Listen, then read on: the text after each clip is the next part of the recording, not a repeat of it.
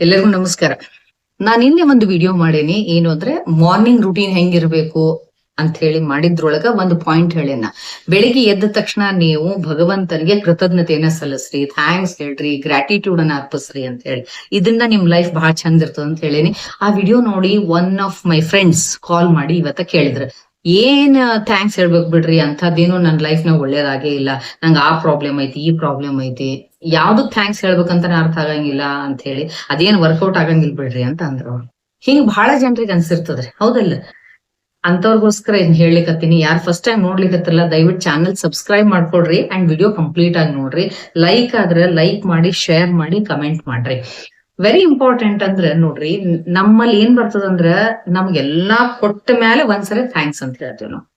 ಗೊತ್ತಾಯ್ತು?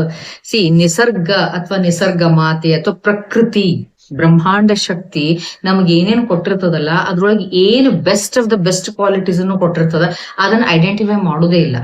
ನಮಗದು 90 ಒಳ್ಳೆಯ ಏನು ಗಿಫ್ಟ್ಸ್ ಅನ್ನ ಕೊಟ್ಟಿದ್ರು, 10 ಏನ್ ನಮಗ ಸರಿ ಇರಂಗಿಲ್ಲಲ್ಲ, ಬ್ಯಾಡ್ ಗಿಫ್ಟ್ಸ್ ಅನ್ನ ಕೊಟ್ಟಿರ್ತದ. ಅದ್ರ ಮೇಲೆ ಫೋಕಸ್ ಮಾಡಿ ಅವು ಕೂಡ ಸರಿ ಆಗ್ಲೇಬೇಕು ಅಂತ ನಮ್ ಹಠ ಇರ್ತದ. ಅವು ಕೂಡ ಸರಿ ಇದ್ರ ಮಾತ್ರ ನಾವು ಭಗವಂತನಿಗೆ ಅಥವಾ ಪ್ರಕೃತಿಗೆ ಥ್ಯಾಂಕ್ಸ್ ಹೇಳ್ಬೇಕು ಅಂತ ನಾವು ಡಿಸೈಡ್ ಮಾಡ್ಕೊಂಡ್ಬಿಟ್ಟಿವಿ. ಅಂದ್ರೆ ವಿ ಮಸ್ಟ್ ಬಿ ಪರ್ಫೆಕ್ಟ್, ನಮ್ಗೆ ಎಲ್ಲದ್ರೊಳಗೂ ಪರ್ಫೆಕ್ಟ್ ಇರಬೇಕು ಅಂತ ನಾವ್ ಅನ್ಕೊಂಡಿವಿ. ಅದೇ ತಪ್ಪು. ಎಲ್ಲದನ್ನು ಫಿಕ್ಸ್ ಮಾಡ್ಲಿಕ್ಕೆ ಆಗುದಿಲ್ಲ. ಇದು ಕರ್ಮ ಭೂಮಿ. ಭಗವಂತ ಹೇಳ್ತಾನ, ಎಲ್ಲಾದ್ರೊಳಗೂ ನಾನಿದ್ದೇನೆ, ನಾನು ನಿನ್ನ ಕರ್ಮಾನುಸಾರ ನಿನಗೆ ಯಾವ್ಯಾವ್ದು ಎಷ್ಟೆಷ್ಟು ಸಿಗ್ಬೇಕು ಅಷ್ಟೇ ಸಿಗ್ತದ, ನೀ ಹೆಚ್ಚಿಗೆ ಅಪೇಕ್ಷೆ ಪಡೋ ಹಾಗಿಲ್ಲ ಅಂತ ಹೇಳಿ. ಆದ್ರೂ ಕೂಡ ನಾವ್ ಹೆಚ್ಚಿಗೆ ಪಡ್ಕೋಬಹುದು. ಎದರಿಂದ? ಈ ಗ್ರಾಟಿಟ್ಯೂಡ್, ಕೃತಜ್ಞತೆ ಹೇಳೋದ್ರಿಂದ. ಹೆಂಗ್ ಗೊತ್ತೇನ್ರಿ? ಅದಕ್ಕೊಂದ್ ಸೈನ್ಸ್ ಐತಿ. ನೀವು ಎಲ್ಲರ ಒಂದ್ ಗುಡ್ಗಾಡು ಪ್ರದೇಶಕ್ಕೆ ಹೋದಾಗ ಒಂದ್ಸರಿ ಜೋರಾಗಿ ನಿಮ್ ಹೆಸರು ಕರೀರಿ.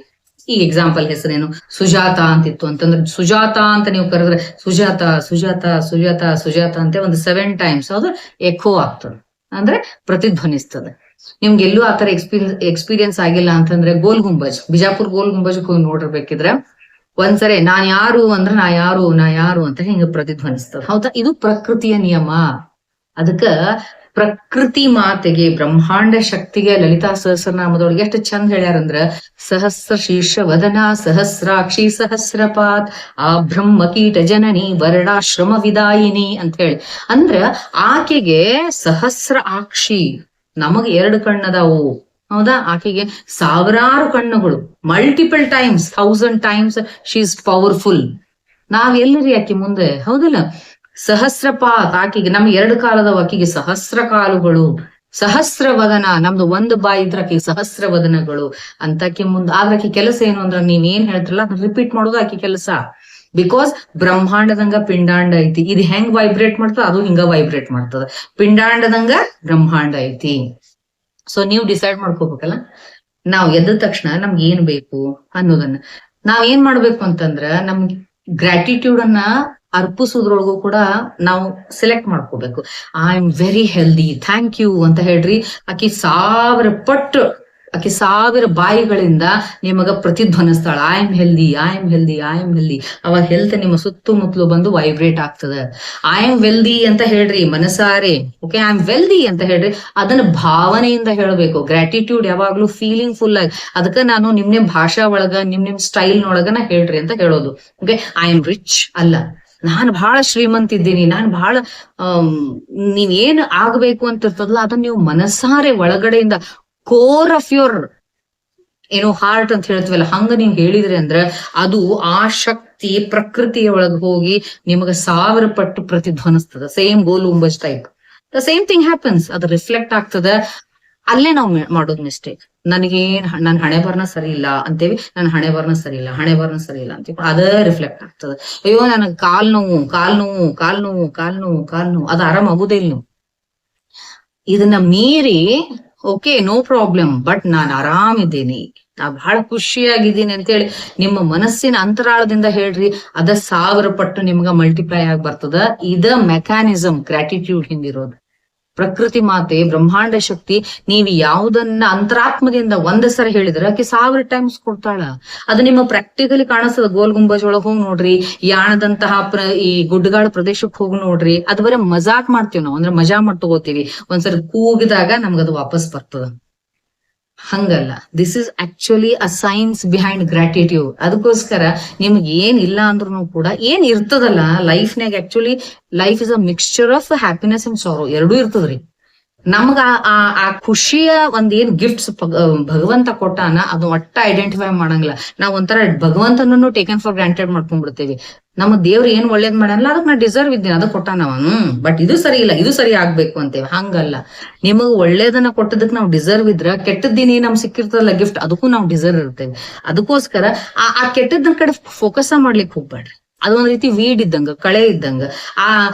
ಒಬ್ಬ ರೈತ ಇದ್ನಂತ, ಅವ ಏನ್ ಮಾಡ್ತಿದ್ನಂತ, ಕೈ ಒಳಗ ಕಸದ ಬೀಜ ಅಂದ್ರೆ ಕಳೆ ಅಥವಾ ವೀಡ್ಸ್ ಅಂತ ಹೇಳ್ತೀವಲ್ಲ, ಆ ಬೀಜನ್ ಕೈ ಒಳಗೆ ಇಟ್ಕೊಂಡ್ ಇಡೀ ಹೊಲ ತುಂಬಾ ಓಡಾಡಿನ. ನೋಡ್ರಿ ಇಷ್ಟೊಂದು ಕಸ ಐತ್ ನೋಡ್ರಿ, ಇಷ್ಟೊಂದು ಕಸ ಹೆಂಗೈತ್ ನೋಡ್ರಿ, ಹೆಂಗೈತ್ ನೋಡ್ರಿ, ಹೆಂಗೈತ್ ನೋಡ್ರಿ ಅಂತ ಅವು ಅವ್ನ ಕೈ ಒಳಗೆ ಜಾರಿ ಜಾರಿ ಇಡೀ ಹೊಲ ತುಂಬಾ ಎಲ್ಲ ಬಿದ್ದು ನೆಕ್ಸ್ಟ್ ಒಂದು ಸೀಸನ್ಗೆ ಇಡೀ ಹೊಲ ಎಲ್ಲ ವೀಡ್ಸ್ ಅಥವಾ ಹೊಲಸ ಬೆಳೆದ್ ಬಿಟ್ಟಿತ್ತಂತ. ಹಂಗ ಮಾಡ್ಕೊಂತೀವಿ ನಾವು. ನಮ್ಗೆ ಏನ್ ಸಮಸ್ಯೆ ಇರ್ತದಲ್ಲ ಅದನ್ನ ಎಲ್ಲಾರ್ಗೊಂದು ನೋಡ್ರಿ, ನಾನ್ ಹಿಂಗೈತಿ ಹಿಂಗೈತಿ ಹಿಂಗೈತಿ ಅಂದಾಗ ನೀವು ಬರೀ ಒಂದ್ ಬಾಯಿಂದ ಹೇಳಿದ್ರಿಂದ ಪ್ರಕೃತಿ ಮಾತೆ 1000 ಬಾಯಿಯಿಂದ ಅದನ್ನ ಹುಟ್ಟಿಸ್ಬಿಡ್ತಾ. ಸೊ ನಿಮ್ಗೆ ಆ ಪ್ರಾಬ್ಲಮ್ ಇಂದ ಹೊರ ಬರ್ಲಿಕ್ಕೆ ಆಗುದಿಲ್ಲ. ಅದಕ್ಕೋಸ್ಕರ ನಿಮ್ಗೆ ಏನಾದ್ರು ಸಮಸ್ಯೆ ಇದೆ, ಹೆಲ್ತ್ ಪ್ರಾಬ್ಲಮ್ ಇದ್ದ ಅದನ್ನ ಬಿಡ್ರಿ. ಯಾವ್ದ್ರೊಳಗೆ ಫಿಟ್ ಇದ್ರಲ್ಲ ಅದನ್ನ ಫೋಕಸ್ ಮಾಡ್ರಿ, ಅದನ್ನ ಥ್ಯಾಂಕ್ಸ್ ಹೇಳ್ರಿ. ನಿಮಗ್ ಅದಕ್ಕೆ ಏನ್ ಪಾಸಿಟಿವಿಟಿ ಇರ್ತದ ನೀವು ಹುಡುಕಿದ್ರ ನಿಮ್ ಜೀವನದೊಳಗ ಸಾಕಷ್ಟು ಒಳ್ಳೆ ಪಾಸಿಟಿವಿಟಿ ಇದ್ದೇ ಇರ್ತದ. ಅದನ್ನ ನೀವು ಪ್ರಕೃತಿಯ ಮಾತೆ ಮುಂದೆ ಅಥವಾ ಭಗವಂತನ ಮುಂದೆ ಅಥವಾ ಬ್ರಹ್ಮಾಂಡ ಶಕ್ತಿ ಮುಂದೆ ಮನಸಾರೆ ನೀವು ಕೂಗಿ ಹೇಳೋದಂತಲ್ಲ, ಜೋರ ಧ್ವನಿ ಮಾಡಿ ಅಲ್ಲ, ಮನಸಾರೆ ಹೇಳಿದಾಗ ಅದು ನಿಮಗೆ 1000 ಪಟ್ಟು ರಿಫ್ಲೆಕ್ಟ್ ಆಗಿ ಸೇಮ್ ಎಕೋ ಆದಂಗ ಆಗ್ತದ.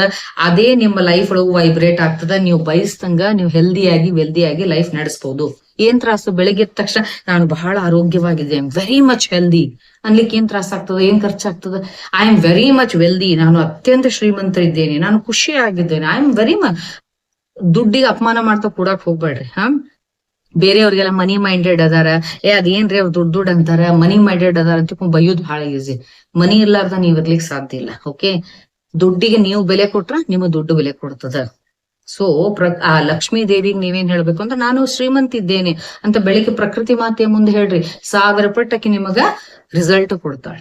ಹೌದಾ, ನಾನು ನನ್ನ ಫ್ಯಾಮಿಲಿ ಖುಷಿ ಆಗಿದೆ ವಾಪಸ್ ಅದ ರಿಫ್ಲೆಕ್ಟ್ ಆಗ್ತದ.